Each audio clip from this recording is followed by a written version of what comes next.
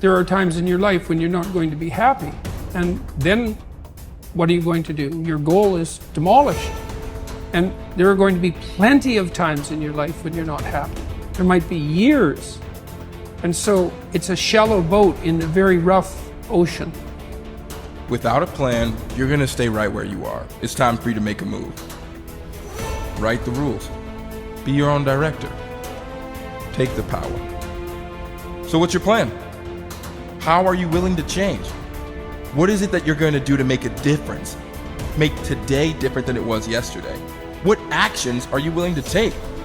The least we can do is consider what we've done and individually, collectively do the best we can to try and turn this thing around. I blame no one. I look in the mirror. On the other side of it, what an opportunity we have, because tomorrow's the first day of the rest of our lives. So what an opportunity we have. For far too long, you've allowed the volume of your past misfortunes, your past setbacks, and your past failures to play way too loudly in your speaker of life. I need you to turn down your past failures and make room to turn up your future success. You have got to change the way you think. It is the whole determining factor of where you go in life. We are all where we are today because we thought ourselves to this position. If you don't like the position, think yourself out of it. You know what passion is?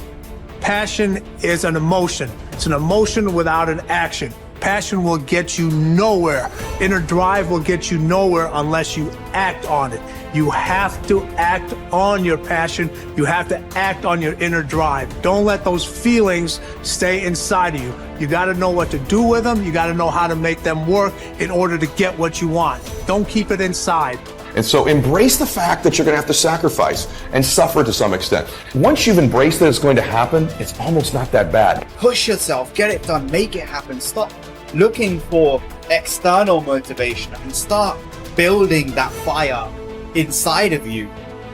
Start adding more logs, more petrol to those flames every single day. And when that thing tells you to quit, you look at it in his eye and say, I ain't going nowhere. I will break you before you break me.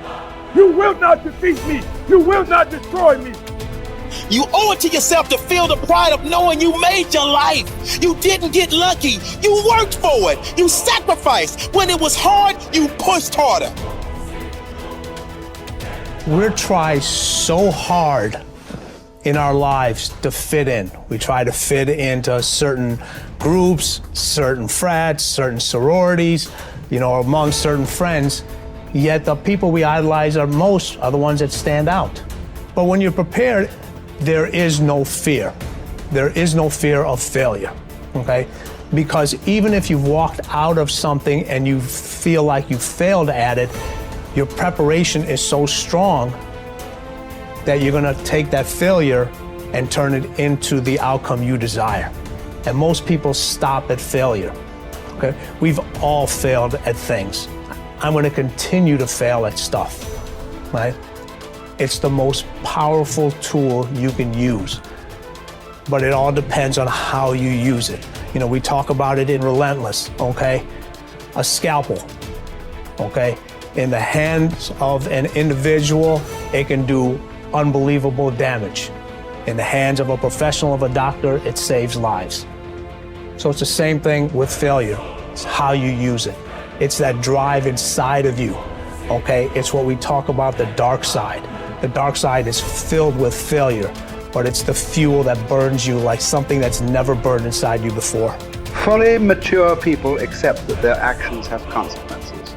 A fully functioning adult knows that he or she can choose an action, but once the action is taken, both predictable and unpredictable consequences will follow.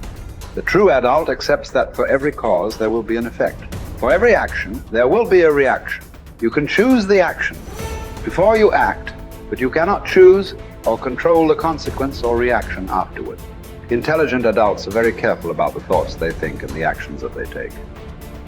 They do not fool themselves or engage in self-delusion. They don't pretend that things might happen differently, nor do they trust to luck. inactions also have consequences. What are called crimes of omission are often more serious to your long-term prospects than the mistakes you make. Omitting to think through your values, set clear goals, make plans, commit to excellence, and so on, can be disastrous to your possibilities of great success.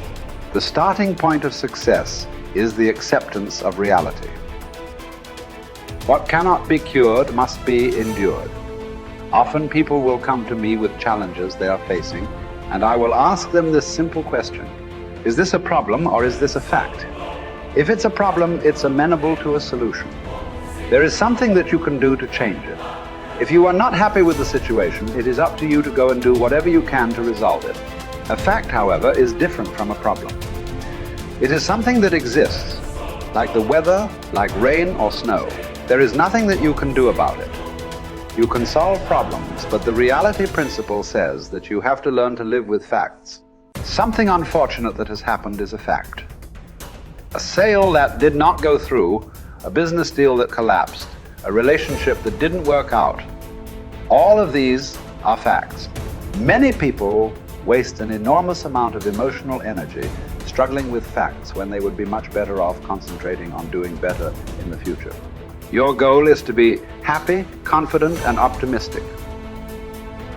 The way that you achieve this is by making these positive responses so automatic that you remain predominantly happy, confident, and optimistic no matter what happens. You can achieve this result by taking specific, proven, practical steps that have been used by millions of people and which work with virtually unfailing certainty. The starting point is accepting complete responsibility for every aspect of your life. The law of sowing and reaping, whatever you sow or fail to sow, is going to determine what you reap in the end. The law of accumulation reminds us that everything counts. Every positive step you take is moving you toward building a great life for yourself. Every positive word or thought or image is deepening your belief and increasing your confidence in your ability to achieve wonderful things. Finally, remember the law of reversibility. If you act in a manner consistent with high performance and high self-confidence, those very actions will generate the feelings consistent with them. Every positive, constructive action that you take in the direction of your dreams and goals will reinforce your belief in yourself and in your ability to accomplish your ideals. The challenge for building good habits and breaking bad ones is often finding a way to pull the long-term consequences of your bad habits into the immediate moment, so you feel a little bit of pain right now and want to avoid it, and the long-term rewards of your good habits into the immediate moment, so you have a reason to repeat it again in the future. Each behavior casts a vote for the type of person that you want to become. And if you cast enough votes for that type of identity, you start to believe that about yourself, right? Like if you go to church for 20 years, you believe that you're religious. You study Spanish every Tuesday for 30 minutes, you believe that you are studious. So in that way, your habits provide evidence of your desired identity. And I think that that is probably the ultimate reason that habits are so important. It's true, like habits can help you earn more money or be more productive or lose weight. And all that stuff is great. But in addition to the external results that habits provide, they also shape your sense of self. They are the engine or the avenue through which you learn to believe things about yourself. You have to have just one thing in mind: keeping on track, closing out all the noise and the clutter that gets in your way. You've got to identify your target. Let nothing stand in your way. You've got to keep your eye on the target until you've released the arrow. Let nothing capture your attention unless it's in the best interest of your ambition. If you don't keep your mind on what you're doing, if you don't keep focused on the task at hand, it could slip right on by you. Wherever you are, be there. Whatever you're supposed to be doing for the moment, do it. You can't be thinking of everything you have to do at one time, all the time. You have to concentrate on just one thing at a time, one project, one job. You have to take it one task at a time and complete it.